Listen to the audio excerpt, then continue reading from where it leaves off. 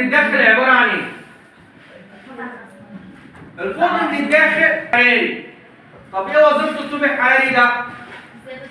لا. ايه وظيفه الطوب الحراري ده؟ انه بيعزل درجه الايه؟ الحراره. يعني ايه بيعزلها؟ يعني بيخلي الحراره متمركزه بس فين؟ جوه. مش برد. فهمتوا؟ ايوه. يعني ايه عزل؟ زي الثلاجه بالظبط. هو الفريزر لما بتبقى هو الثلاجه شغاله مش بتحط ايدك عليه من بره كده بتلاقيه ايه؟ عادي. عادي. لكن تفتح الفريزر تلاقيه ايه؟ يتلج من جوه. طب ليه البروده اللي ما طلعتش بره؟ لان الفريزر من جوه فيه عوازل بتخلي درجه الحراره ما تطلعش بره، بالتالي الحراره دي ايه؟ بتبقى متجمده جوه. زي بالظبط لما بيقول لك ايه؟ ما تفتحش الثلاجه كتير. ليه؟ عشان كل ما بتفتح الثلاجه كل ما البروده بايه؟ بتطلع، فبالتالي الثلاجه بتيجي جوه على طول ما هياش بارده. فطول ما الثلاجه مقفوله البروده جواها فبقى ايه؟ درجه الحراره فيها ايه؟ نازله. الفرن فيه طوب حراري. الطوب الحراري ده بيعمل عمليه عزل، ما بيخليش الحراره تطلع بره ليه؟ الفرن. بس كده؟ قال لك لا، ده الفرن ده اهو، الطوب ده اهو فيه مجار، فيه شجوك. الشجوك ده اهو فيه سلك كهربي. ايه هو السلك الكهربي ده؟ عارفين اللمبه بتاعت زمان، اللمبه الصفراء؟ ايوه. مش كان فيها كده سلك كده؟ السلك ده لما بيتقطع يقول لك اللمبه ايه؟ حركت؟ هو ده السلك الكهربي. السلك الكهربي ده محطوط في جلد الطوب الحراري متوصل بالتيار الكهربي، ومجرد ما احط الفيشه السلك ده يتوهج يطلع حراره يخلي لي الفرن حرارته ايه؟ عاليه جدا. يجي في الامتحان يقول له يتناسب حجم الفرن تناسب النقط مع عدد الاسلاك. تناسبا ايه؟ ها؟ عكسي ولا طردي؟ لا، عكسي. يعني ايه عكسي؟ كلما زاد بمعنى كلما زاد حجم الفرن زاد عدد الايه؟ الاسلاك. ليه؟ انا الفرن عندي كبير يا اللي بتقلبي عينك، خوفتيني. الفرن عندي حجمه ايه؟ كبير، فانا عايز حراره ايه؟ اكبر عشان يقدر ايه؟ يسوي المشغولات دي كلها. طب الفرن صغير عاوز حراره ايه؟ قليله، اذا انا عاوز اسلاك ايه؟ قليله، فعشان الاحجام اللي او الاشكال اللي فيه قليله. وكلما زاد حجم الفرن زاد عدد الايه؟ اسلاك. كلما قل حجم الفرن قل عدد الاسلاك الايه؟ تمام كده؟ لا. طب الفرن من جوه هحط الاشكال الخزفيه ازاي؟ في جهه الفرن كده؟ قال لك لا، ده الفرن ده فيه ايه؟ رفوف. الرفوف ده عشان احط عليها المشغولات الايه؟ الخزفيه بتاعتي. طب الرفوف دي مصنوعه من ايه؟ هيسيح من ماده رصاص. هيسيح ليه؟ لان درجه حراره الفرن جوه بتبقى عاليه. نحاس هيسيح، اي ماده هتسيح. فمصنوع من ماده اسمها ماده التيتانيوم. ماده الايه؟ الماده ده ايه اللي بنصنعه منها؟ الصواريخ. الهياكل بتاعت الايه؟ الصواريخ. عشانها بتطلع بره الغلاف الايه؟ الجوي، ولما بتخش بتحتك بالغلاف. لو مصنوع من الحديد هتسيح. ليه؟ لان بتبقى نسبه الاحتكاك مع الغلاف الجوي عاليه جدا وبتطلع درجه حراره عاليه، فبتتصنع من ماده الايه؟ التيتانيوم. وغير كده ان هي ماده خفيفه.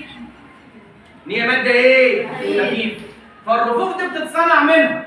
فهل بتتصنع منها على اي شكل مصمت واحط عليه المشغوله واقفه كده؟ طب ما هي الحراره مش هتخش من تحت. لا، بتبقى على هيئه ايه؟ شبكه. بتبقى على هيئه ايه؟ شبكه. فين التبشير؟ بتبقى على هيئه ايه؟ شبكه بالمنظر اللي انتوا شايفينه على السبوره ده. تحط المشغول عليها يقوم الحراره تلف منها لكل طب ده الفرن من جوه او من الداخل. طب ازاي ارص المشغوله؟ هل المشغولات بتتحط كده جوه الفرن؟ يقول لك لا، ده في سؤال يقول لك اذكر اهم العمليات التي تراعى عند رص المشغولات الخزفيه داخل الفرن. ده في فرق ما بين جالك السؤال ده بس. اذكر اهم العمليات التي تراعى عند رص المشغولات الخزفيه داخل الفرن. ده دليل ان انا مش بحط المشغولات بالهبل كده، لا، ده لها طريقه معينه.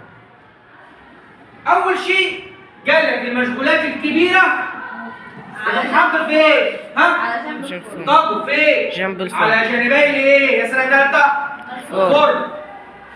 وكل ما اخش للداخل كل ما ايه؟ ما تصغر. ليه؟ عشان الحرارة بتبقى أزيد مش في هنتكلم هو يعني. ها ليه؟ عشان الحرارة بتبقى على جنب على جانبي الفرن. برافو عليك، هي الحراره بتبقى متركزه فين؟ على الجناب. طب ليه بحط الحجم الكبير على الجناب؟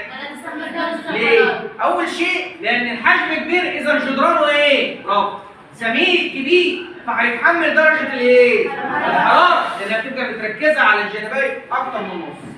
فبحط الكبير على الجناب ويجلي يجلي يجلي يجلي يجلي لغايه لما اوصل للفرن في النص اصغر. يبقى الاحجام الكبيره توضع على جانبي الفرن وتقل كل ما دخلنا للايه؟ للفرن. بس كده؟ يقول لك لا. قال لك مفيش مشغوله تلمس الثانيه.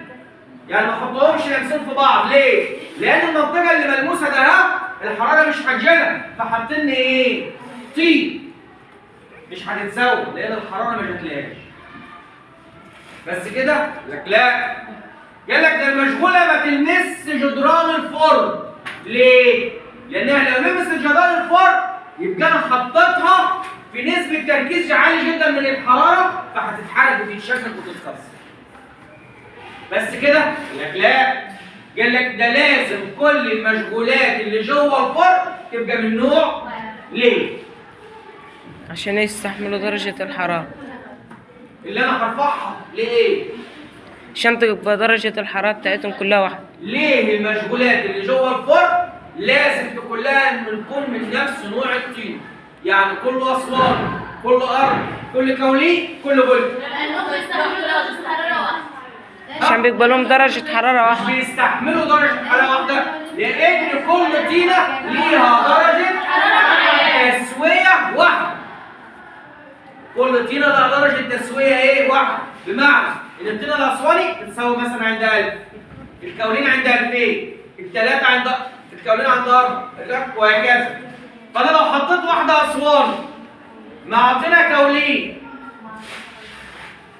افرض اسوان وكولين بس ورفعت الفرن عند 1000، الاسوان هتتزود. طب والكولين مش هتتزود. طب لو زودت عند 2000 عشان الكولين تتسوى الاسوان هيحصل لها ايه؟ هتتحرق.